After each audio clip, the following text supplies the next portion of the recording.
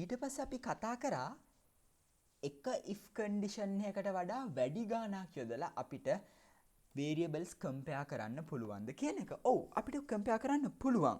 උදාහරණයක් ගත්තේ උෂ්ණත්වය temperature එක 30ට වඩා විශාල නම් hot විදිහටත් 20ට වඩා විශාල නම් normal විදිහටත් එහෙම නැත්තම් ඒ කියන්නේ 20ට වඩා අඩු නම් cool විදිහටත් පෙන්වන්න අපි ලිව්ව program එකක්.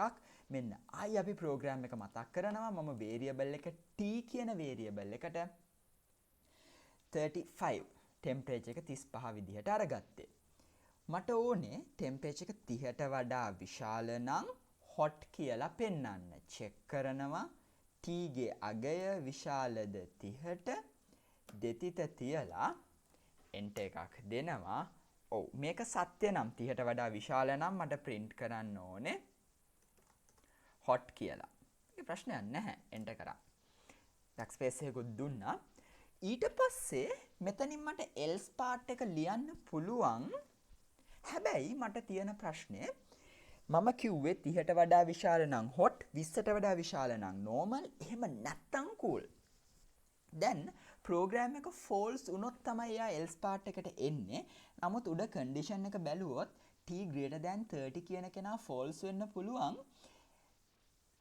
temperature එක 25 තිබුණත් false වෙන්න පුළුවන්. 10 තිබුණත් false වෙන්න පුළුවන්.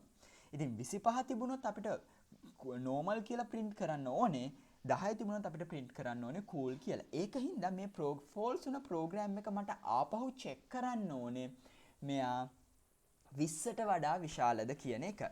ඒකට මට check කරන්න නම් if එක භාවිතා කරන්න සිද්ධ වෙනවා. Python මෙයාව සංදි කරනවා else එකේ if එක elif විදිහට Python සංදි කරනවා. මෙන්න Python එක ඉස්සරහට යනවා. 30ට වඩා අඩුයි. හැබැයි මට check කරන්න ඕනේ 20ට වඩා විශාලද? ඔව් දෙතිත තියලා ඒක සත්‍ය නම් මට print කරන්න print normal. I backspace එකක් දුන්නා.